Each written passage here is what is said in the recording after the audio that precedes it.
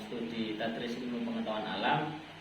Di sini saya salah satu peserta dari perlombaan Pekan Raya Bakat Minat yang diselenggarakan oleh Dewan Eksekutif Mahasiswa Fakultas Tarbiyat dan Ilmu Keguruan Unhas Jember pada cabang micro teaching. Untuk lebih lengkapnya silakan untuk menonton video saya. Cukup sekian, terima kasih. Assalamualaikum warahmatullahi wabarakatuh. Waalaikumsalam warahmatullahi wabarakatuh. Selamat pagi anak-anak. Pagi Pak. Bagaimana kabarnya hari ini?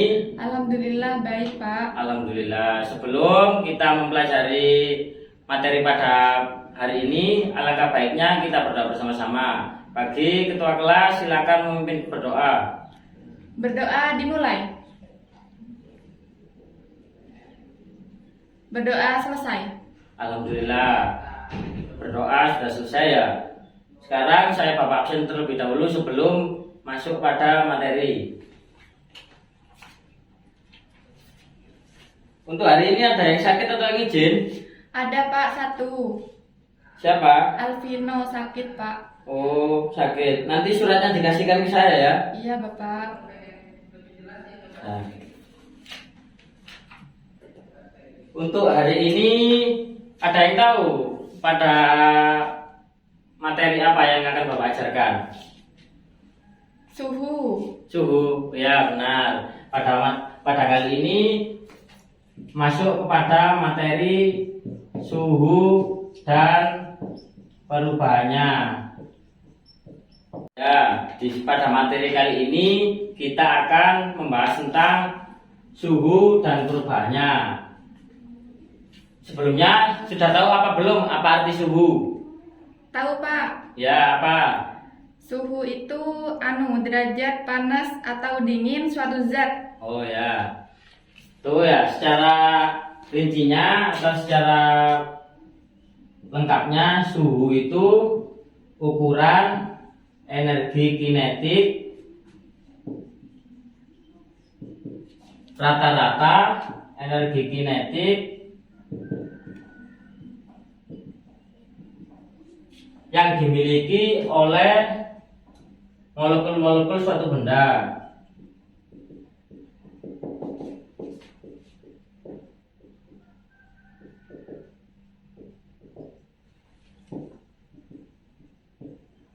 Nah, terus suhu itu, ini kan suhu dan perubahannya ya. Perubahan suhu itu ada mempunyai tiga sifat. Yang pertama, perubahan suhu padat.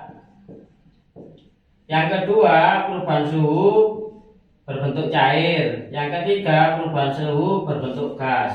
Mungkin di sini kalian sudah kepikiran apa sih suhu itu? Mungkin sudah ada yang tahu keterkaitan tentang apa suhu ini?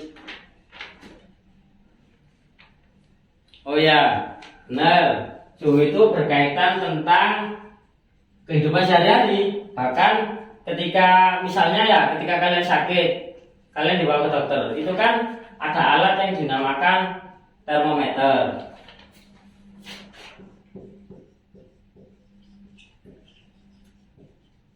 Nah, mungkin kalian cuma mengetahui termometer yang ada di bidan, di rumah sakit atau di puskesmas. Sebenarnya termometer itu ada tiga macam. Yang pertama termometer zat cair. Ini Bapak membawa poster ya, dari membawa poster.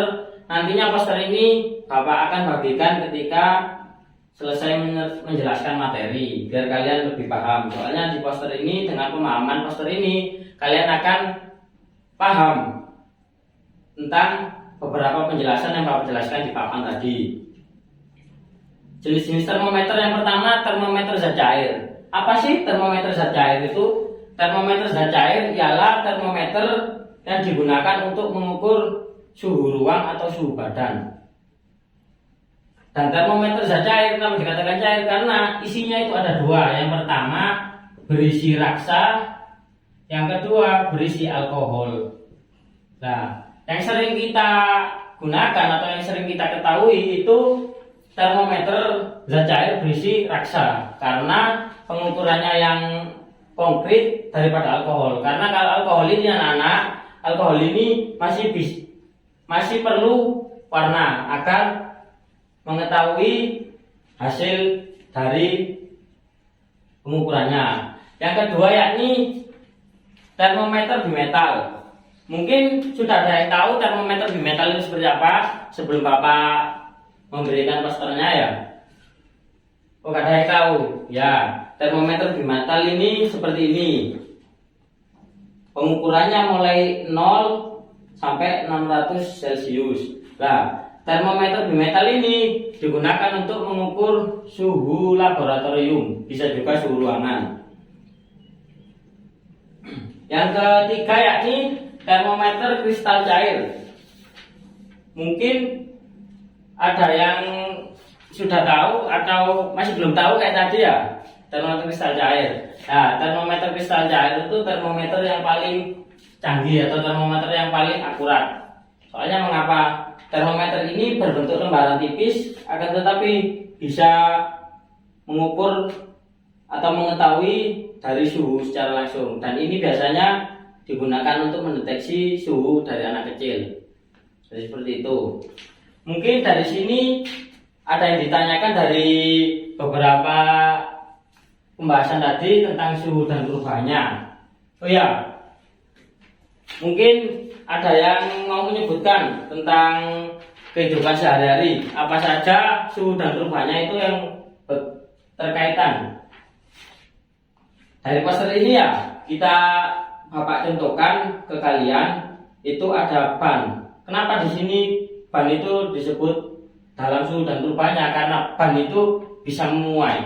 Ketika kalian berjalan menggunakan sepeda motor, itu ban itu kan bisa membesar bisa mengecil. Nah, ketika panas itu ban itu membesar, ketika dingin ban itu mengecil. Kemudian contoh yang tadi Bapak contohkan itu termometer. Yang ketiga ini contoh rel kereta api. Kenapa rel kereta api itu selalu ketika pada sambungannya itu dikasih celah? Nah, itu gunanya untuk memuai ketika pada malam hari.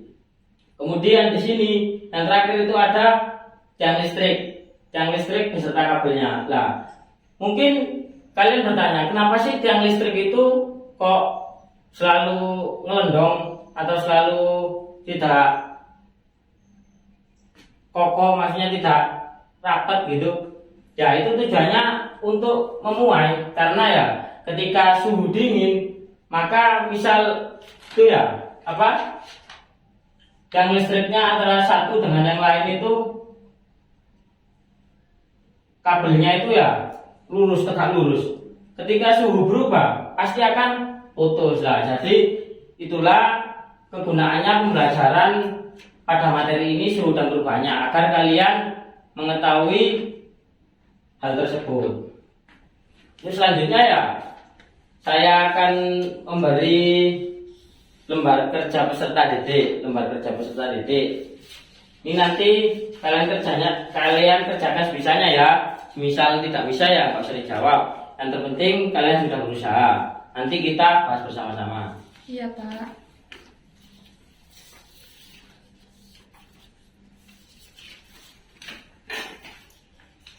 Saya kasih waktu 5 menit ya, karena hanya 3 soal.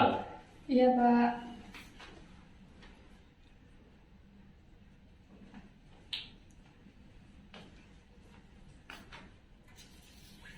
Ya, baik. Kita bahas. Yang pertama, apa itu suhu? Suhu ialah ukuran energi kinetik rata-rata yang dimiliki oleh molekul-molekul suatu benda. Kemudian, apa itu termometer? Yakni alat ukur untuk suhu. Baik. Untuk selanjutnya, Bapak akan menjelaskan tentang macam-macam skala suhu. Kenapa Bapak jeda ketika menjelaskan terus memberi lembar kerja? Karena tujuan Bapak agar kalian ingat. Misal nanti Bapak membahas terlalu banyak, kalian pasti lupa. Mungkin ingat di kelas saja, nanti di luar mungkin sudah dilupakan. Agar Bapak mengantisipasi kelupaan tersebut, Bapak mengujikan ke kalian atau memberikan lembar kerja agar kalian mengingat-ingat tersebut supaya lebih paham.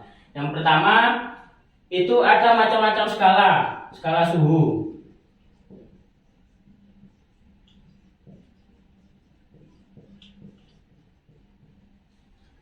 Skala suhu itu ada 4. Yang pertama Celcius,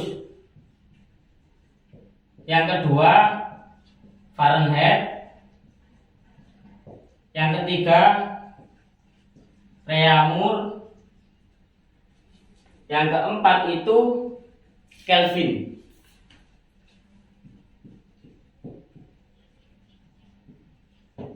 Nah, dari sini mungkin kalian ya yang sering terdengar itu Celcius, karena kenapa? Kalian sering melihat di kulkas itu ada tulisannya berapa derajat Celcius. Jadi sebenarnya ya kegunaan macam-macam skala suhu ini ada di berbagai benda masing-masing. Tidak bisa dari kulkas itu diukur dengan reaumur. Itu bisa, cuman tidak efektif. Lebih efektifnya menggunakan Celcius. Jadi untuk pembelajaran pada hari ini Bapak cukupkan ya. Untuk tugasnya saya beri tentang kalor dan perubahannya juga.